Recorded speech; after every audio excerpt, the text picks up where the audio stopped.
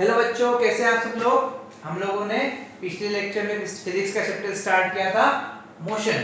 आज हम लोग इस टॉपिक के इस चैप्टर के आगे का टॉपिक पढ़ेंगे। हम लोगों ने पिछले चैप्टर में कुछ बेसिक कॉन्सेप्ट पढ़े थे, जैसे कि मोशन क्या होता है और डिस्टेंस क्या होता है, डिस्प्लेसमेंट क्या होता है, स्पीड क्या होती है, वेलोसिटी क्या होती है, एक्सेलरेशन क्या होता है। और हम लोग नेक्स्ट टॉपिक स्टार्ट करें ग्राफिकल रिप्रेजेंटेशन ऑफ मोशन। पर नेक्स्ट टॉपिक स्टार्ट करने से पहले हम सबसे पहले बात करेंगे कि एसआई यूनिट्स क्या होती है। तो इंडियन स्टैंडर्ड यूनिट्स कुछ यूनिट्स होती है जिसको हम लोग इंडियन यूनिट्स, ये सब क्या है, इंडियन यूनिट्स है। जैसे कि हर फिजिकल क्वांटिटी की कुछ यूनिट्स होती है जिसके अकॉर्डिंग हम किसी भी फिजिकल क्वांटिटी को मेजर करते हैं। जैसे कि मास एक फिजिकल क्वांटिटी हो गई, तो मास को हम लोग मेजर करते हैं केजी में। हम लोग डिस्टेंस को मेजर करते हैं मीटर में। वैसे डिस्टेंस को हम किलोमीटर में मेजर करते हैं, बट एक स्टैंडर्ड यूनिट होती है एसआई यूनिट डिस्टेंस की क्या होती है, मीटर। सिमिलरली हर एक फिजिकल क्वांटिटी की होती है कुछ यूनिट्स होती है। जैसे जैसे हम टॉपिक को पढ़ते जाएंगे वैसे वैसे हम एसआई यूनिट की बात करते जाएंगे। पर अभी तक जितनी हमको रिक्वायरमेंट है वो हम बात कर लेते हैं।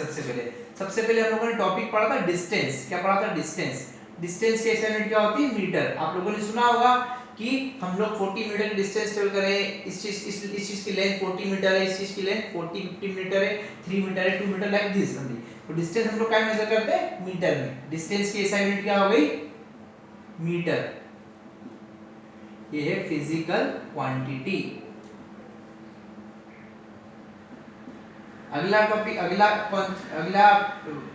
आता है डिस्प्लेसमेंट। डिस्प्लेसमेंट की यूनिट क्या होती है, मीटर। इसकी भी यूनिट क्या होती है, मीटर। अब बोले सर दोनों की यूनिट सेम कैसे हो सकती है, तो दोनों की यूनिट सेम इसलिए हो सकती है क्योंकि डिस्टेंस और डिस्प्लेसमेंट दोनों मेजर करने की चीज है। किसी चीज को, एक ऑब्जेक्ट यहां से यहां तक डिस्टेंस ट्रेवल कर रहा है, मैक्सिमम पाथ को हम बोलते हैं डिस्टेंस, और shortest distance between two point को हम लोग बोलते हैं डिस्प्लेसमेंट। तो अगर हम डिस्टेंस में डायरेक्शन इंक्लूड कर दो तो क्या हो जाएगा, डिस्प्लेसमेंट।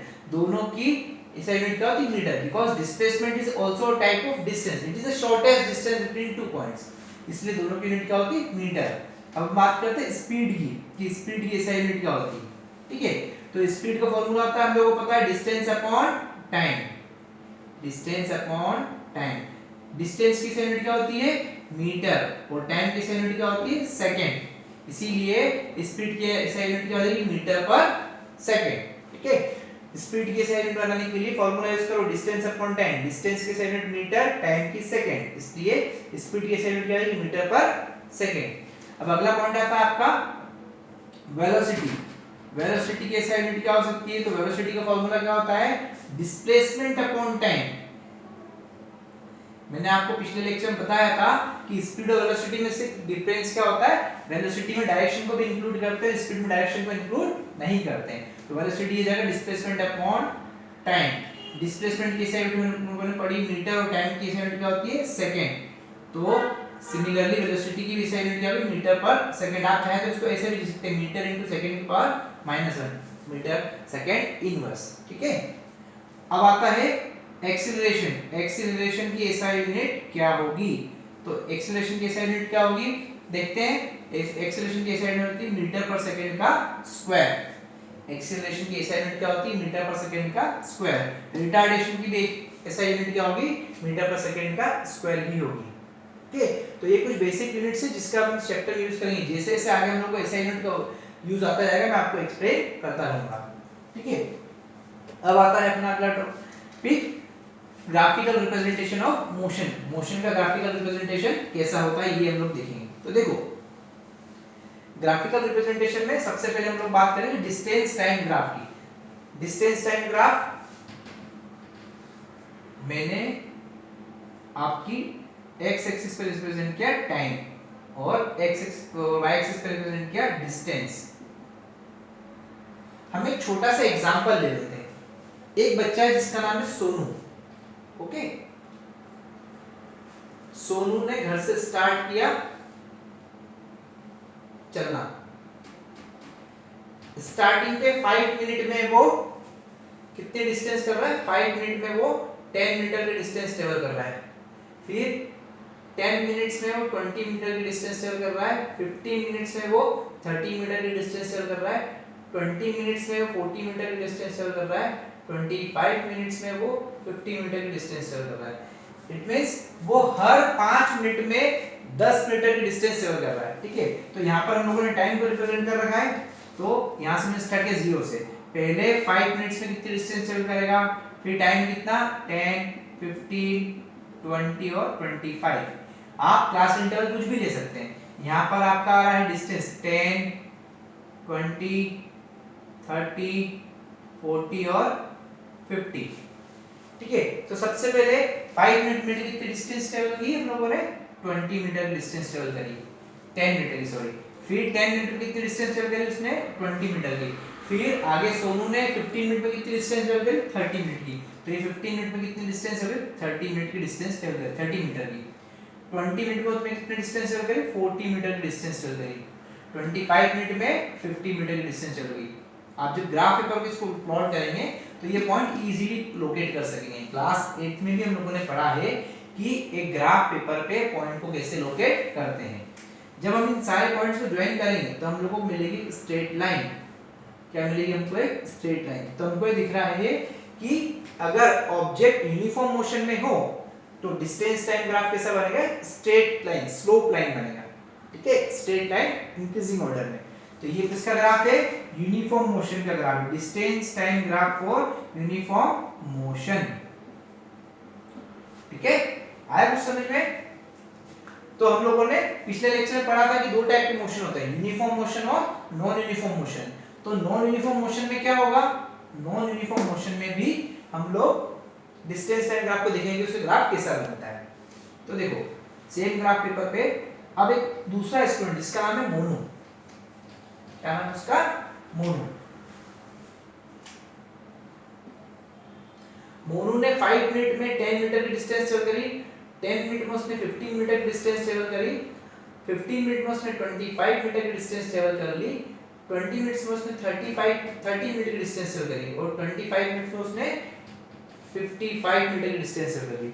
अब देखो पहले 5 मिनट में तो 10 मीटर चल गया, उसके बाद नेक्स्ट 5 मिनट्स में उसने 5 मिनट की डिस्टेंस ट्रेवल करी, उसके बाद फिर नेक्स्ट 5 मिनट्स में उसने 10 मीटर की डिस्टेंस ट्रेवल कर ली, फिर नेक्स्ट 5 मिनट्स में सिर्फ 5 मीटर की डिस्टेंस ट्रेवल करी, अगले 5 मिनट्स में उसने डायरेक्ट 25 मीटर की डिस्टेंस ट्रेवल कर ली। मतलब ये जो बच्चा है मोनू, ये यूनिफॉर्म मोशन से मूवमेंट नहीं कर रहा, ये इसका जो डिस्टेंस ट्रेवल है इक्वल इंटरवल ऑफ टाइम में वो अनइक्वल है ना। हम लोगों ने यूनिफॉर्म और नॉन यूनिफॉर्म मोशन के बारे में यही पढ़ा है कि equal distance is travelled in equal interval of time it is known as uniform motion, जिसका ग्राफ हम लोगों ने पहले पढ़ा था। और if object is covered unequal distance in equal interval of time तो उसको हम क्या बोलेंगे, नॉन यूनिफॉर्म मोशन। तो देखो मोनू जो है वो अनइक्वल डिस्टेंस ट्रेवल कर रहा है इक्वल इंटरवल ऑफ टाइम, तो वो क्या हो जाएगा आपका नॉन यूनिफॉर्म मोशन। तो उसका ग्राफ देखते हैं। तो नॉन यूनिफॉर्म मोशन का ग्राफ कैसा होगा, 5 मिनट में कितनी डिस्टेंस करी 10 मीटर की, 10 मिनट में कितनी डिस्टेंस ट्रेवल करी 20 मीटर की, फिर 15 मीटर की डिस्टेंस ट्रेवल करी इसने, फिर नेक्स्ट 15 मिनट में 25 मिनट की, तो ये रहा 15 और 25 का आएगा यहाँ पर आएगा कहीं पे, फिर 20 मिनट में 30 मीटर की डिस्टेंस ट्रेवल कर ली, तो 20 में 30 यहाँ आ जाएगा ये, फिर 25 में डायरेक्ट 55। तो ये देखो ये ग्राफ जो बन रहा है स्ट्रेट लाइन बन रहा है, कर्व बन रहा है। तो अगर मोशन आपका यूनिफॉर्म ना हो, नॉन यूनिफॉर्म मोशन हो, तो जो उसका ग्राफ बनेगा वो कभी भी एक स्ट्रेट लाइन नहीं बनेगा, वो जो ग्राफ बनेगा आपका वो कैसा बनेगा, कर्व बनेगा। Is it clear. जब भी हम बात करेंगे नॉन यूनिफॉर्म मोशन की तो नॉन यूनिफॉर्म मोशन का ग्राफ कैसा बनेगा, कर्व ग्राफ बनेगा, कभी भी वो स्ट्रेट लाइन नहीं बनेगा, या फिर वो फ्लक्चुएट हो जाएगा लेकिन सीधा ही जाएगा। ओके, अब हम बात करेंगे वेलोसिटी टाइम ग्राफ। हम लोगों ने डिस्टेंस टाइम ग्राफ में दो टाइप के ग्राफ पढ़े, एक यूनिफॉर्म मोशन और एक नॉन यूनिफॉर्म मोशन। एक डिस्टेंस टाइम ग्राफ एक टाइप का और बनता है जब ऑब्जेक्ट क्या हो, रेस्ट पे हो, जैसे यहाँ पर टाइम रिप्रेजेंट कर रहे हैं, यहाँ पर डिस्टेंस रिप्रेजेंट कर रहे हैं। अगर एक ऑब्जेक्ट एक पॉइंट पर रेस्ट पे है, वो मूवमेंट भी नहीं है, मतलब एक ऑब्जेक्ट ने डिस्टेंस ट्रेवल कर ली 20 मीटर की, अब वो चल ही नहीं रहा है। अगर चल ही नहीं रहा है तो डिस्टेंस तो इंक्रीज होगी नहीं लेकिन टाइम तो इंक्रीज होगा, तो उस केस में आपका डिस्टेंस टाइम ग्राफ जो होगा वो बनेगा पैरेलल टू टाइम एक्सिस। उस केस में आपका डिस्टेंस टाइम ग्राफ कैसा बनेगा, पैरेलल टू टाइम एक्सिस। ठीक है, अब हम बात करेंगे वेलोसिटी टाइम ग्राफ की।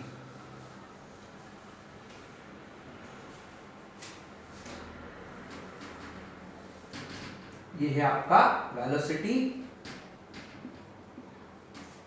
Time graph. Velocity time graph में क्या होगा, वेलोसिटी और टाइम का रिलेशनशिप हम लोग ग्राफ के थ्रू रिप्रेजेंट करेंगे। सबसे पहले वही 5 मीटर की डिस्टेंस 10 मिनट 15 मिनट 20 मिनट्स और 25 मिनट्स और 30 मिनट्स, इस टाइप से स्पीड हम लोगों ने ले ली 10 20 30 40 और 50।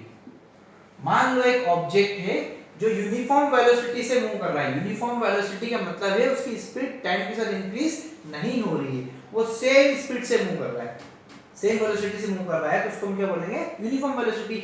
मान लो कि कोई ऑब्जेक्ट जो है वो कंटीन्यूअसली 20 की स्पीड से ही मूव कर रहा है, 20 किलोमीटर पर आवर की स्पीड से ही मूव कर रहा है, तो 5 मिनट बाद में उसकी स्पीड 20 रहेगी, 10 मिनट्स के बाद भी उसकी स्पीड 20 ही रहेगी, 15 मिनट्स के बाद भी उसकी वेलोसिटी 20 ही रहेगी, 20 मिनट्स के बाद भी उसकी वेलोसिटी 20 रहेगी, फिर 25 मिनट्स के बाद भी उसकी वेलोसिटी 20 रहेगी और 30 मिनट्स के बाद भी उसकी वेलोसिटी 20 रहेगी। मतलब हर टाइम पे टाइम तो इंक्रीज हो रहा है लेकिन वेलोसिटी उसकी यूनिफॉर्म है, इसलिए ये ग्राफ किसका हो गया, यूनिफॉर्म वेलोसिटी का ग्राफ हुआ।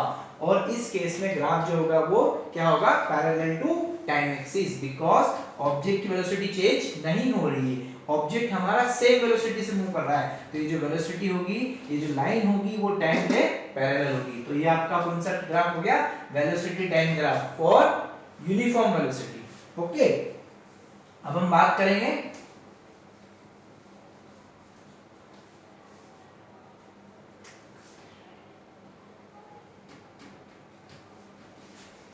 Uniform acceleration.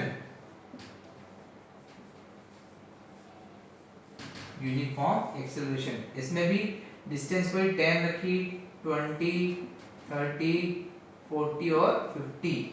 यहाँ पर हम वेलोसिटी टाइम ग्राफ के थ्रू क्या रिप्रेजेंट कर रहे हैं, यूनिफॉर्म एक्सीलरेशन। यूनिफॉर्म एक्सीलरेशन का मतलब होता है कि वेलोसिटी एक्सीलरेट तो हो रही है लेकिन सेम रेट से एक्सीलरेट हो रही है। इसका मतलब वेलोसिटी बढ़ेगी जरूर, ऑब्जेक्ट की वेलोसिटी यूनिफॉर्म नहीं रहेगी, कार चल रही है, ट्रेन चल रही है, जो भी चल रही है उसकी वेलोसिटी इंक्रीज तो हो रही है लेकिन यूनिफॉर्म रेट से इंक्रीज हो रही है। फॉर एग्जांपल एक ट्रेन है जिसकी 5 मिनट्स के बाद वेलोसिटी कितनी होगी, 20 होगी, जीरो से स्टार्ट किया था उस ट्रेन ने, 5 मिनट्स के बाद उसकी वेलोसिटी 10 हो गई, 10 मिनट्स के बाद उसकी वेलोसिटी कितनी होगी, 20, 15 मिनट्स के बाद उसकी वेलोसिटी हो गई 30, 20 मिनट्स के बाद उसकी वेलोसिटी हो गई 40 और 25 मिनट्स के बाद उसकी वेलोसिटी हो गई 50, लाइक दिस ओनली।